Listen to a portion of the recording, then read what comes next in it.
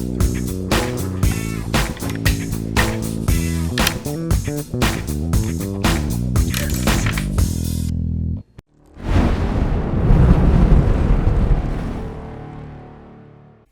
everyone, CorrectJeans here for Lockpickers United, and today we're going to be doing a breakdown of the Zeiss Ikon WSW W10. There's a lot of cool things about this lock. Let's first go ahead and go over what's on the key. So there are 2 of everything on the key because it is a reversible key. There are 6 cuts for pins in the top and bottom, as well as 2 slider tracks on either side. Now you can see that there are 2 styles of slider tracks. One is open and one is contained. That is not because the contained one is for unsprung sliders. They are all sprung sliders. It is mostly because of the warding inside of the lock, as well as maintaining key strength. If you remove this material, then the entire shaft of the key ends up being quite thin. In addition to that, each slider track has 10 cuts on it, 2 per chamber of slider inside of the actual lock itself. And the reason for this is because each of the different sliders can have a nub in one of 2 positions. And this has to do with master keying, and I'll go over a little bit about that later. But that is where the name W10 comes from, because there are 10 cuts per track. Now there are a couple different versions of this lock. The first contains only 5 sliders. And let me just put my light here. If we look on this side of the lock, you can see that on the top right, that little thing sticking out there is the nub of a slider, but there is only one side. The key still has 2 slider tracks on it, and all the keys for this lock have 2 slider tracks on it, but a lot of them only have 1 sidebar. Sliders on one side, 1 sidebar, no sidebar on the other side. And that's the case with a lot of, say, like padlock type things. You have 1 slider on this lock, you still have all the cuts on the key. And in fact, if you go online and you try to look up any schematics or specs for this lock, all of them say that they have 6 pins and 5 sliders. You actually can't find any info on the 7 slider version. That might be a regional thing, but I wasn't able to. But if we look on this side of the lock, you can see that there are actually sliders on both sides. This side actually has 7 sliders in it. It doesn't have 10. There aren't 5 sliders on this side. There are only 2. There's 1 in chamber 1 and 1 in chamber 5. And these 2 versions of the lock, the one with 5 on one side and 1 on 2, and the one with only 5 on one side, are the only 2 versions that I know exist. I haven't been able to find any information on a version that has all 10 sliders. And all the versions that have 7 sliders tend to only have them in chambers 1 and 5. Those are the only examples I've ever seen. So what's going on with the three chambers in the middle? Because there are empty chambers inside of this lock in the middle there, and there are cuts on every key for it. Short answer is I have no idea. There might have been some sort of misunderstanding in the R&D department, and really it doesn't make a whole lot of sense to me why they did that, but I mean, it is what it is. That's just how WSW do. And you know, in the end, it's still a pretty friggin' nice lock if you ask me. So let's go ahead and get these pins out so we can start taking it apart.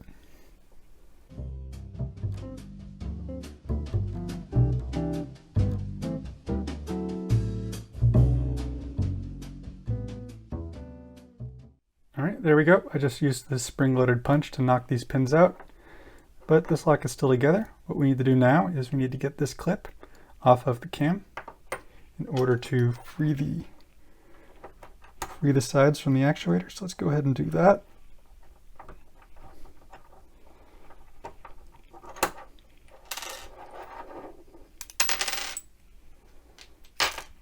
There we go, and everything just kind of fell apart. Anyway, so let's go ahead and take a look at what we have going on here. So we have our 2 halves. We have our actuator, which comes together in the middle, like so. The 2 halves go around the actuator clips them together. And then we have this thing here, which key goes in, sort of presses in the side that the key is in on, and turns this, which in turn turns the actuator. Then we have these spacer pieces, which are used to actually space the bar in the middle. And you can see that there's actually a lot of unused space here. Generally, when you see a Euro lock or most other locks, the actual entire portion of the Bible part of the cylinder will tend to be, used for springs or pins. This is a short format lock, and there are short format versions of a lot of other locks. This one is sort of inherently like this. You can see that there's not a lot of travel range going on with these pins. They don't have a lot of room before they hit these slider tracks. And so as a result, this is a somewhat fundamentally, this system is sort of fundamentally compatible with these modular type systems. And in fact, this particular lock came as part of a sales kit for those modular type systems. Let's just move these things off to the side here. You can open this up and you can see that there are a variety of options that you can use for these cylinders. You could, for example, take a piece like this, goes right over the end, very snugly, like so. Then you can have a little extended cam here, goes right through. And now if you put the key in, where'd my key go?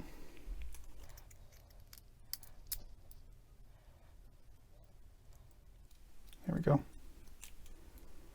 It turns this whole thing. And so in that way, and then you can attach it to something like this,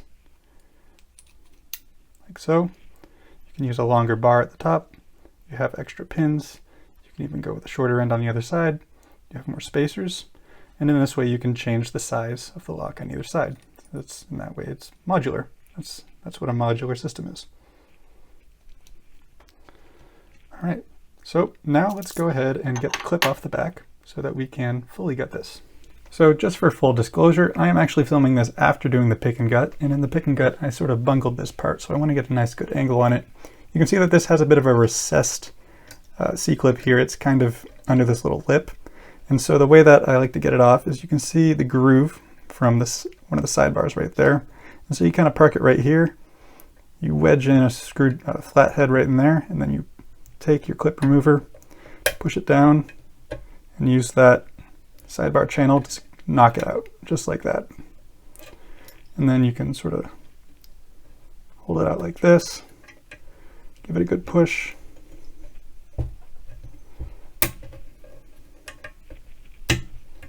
and it pops right out, just like that. That's how you get the clip out of one of these things. Let's actually get the core out now. All right, so now we've got the cores apart and clip removed. So we can go ahead and pop that key in. Get a follower that's got a nice hollow end. The Sparrows kit actually has one of these and it fits quite well. And that just goes right over this, and that core comes right out. The key will hold the sliders in, so you don't need to worry about them flying out. If you don't have a key, have fun. So we're just going to pop that in there. You can get a good look at the different, you can get a good look at all of the key pins here. One of them is brass. I don't actually know why that is. You can go around. You can see that on this side there are a total of 5 sliders. And then this side only has 2 sliders. Keep going. And we're back. So let's go ahead and pop these key pins out, get the drivers out, and then we can move on to the sliders. Just get this part over with first.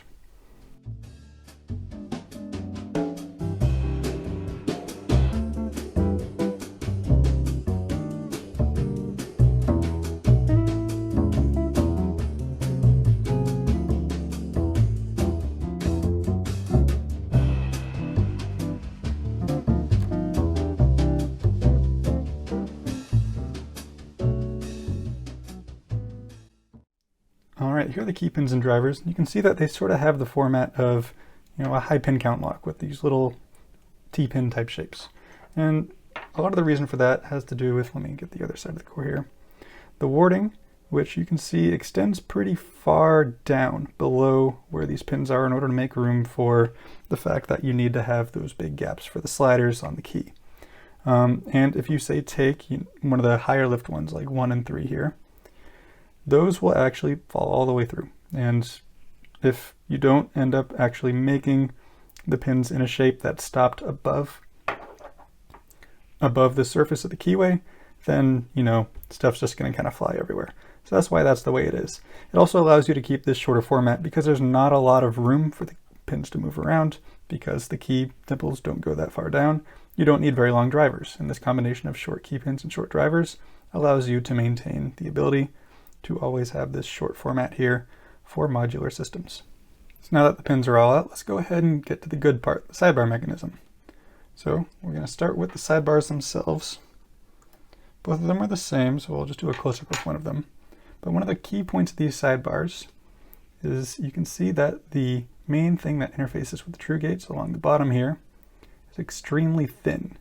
You have just all this dead space up here that cups around the pins themselves, but the actual part that matters is just this very thin slice. And that's important because this allows you to have thin gates. And when you have thin gates, you can fit a lot of them on there. And one of the things that distinguishes this lock is that it has a lot of false gates. So let's go ahead and get a preliminary look at that. You can see just looking at these pins, there's a good amount of texture on there, viewable just through this window. So before we get a better look at that, let me go ahead and get the other sidebar out.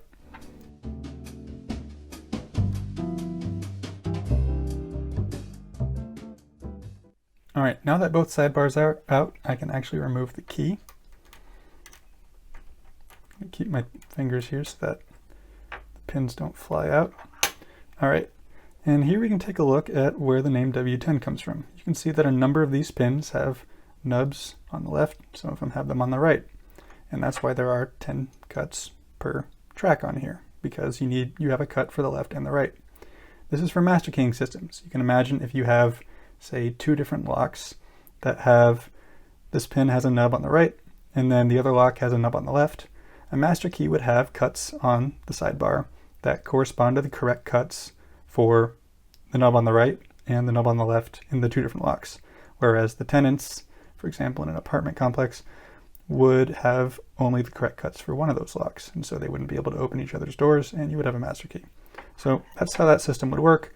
It also has the nice added benefit of not requiring things like master wafers.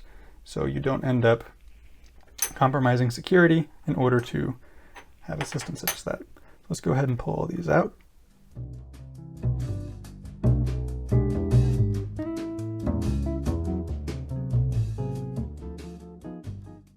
All right, they're all out. You can see that there are springs down in every single chamber. I don't need to take those out. You guys know what springs look like.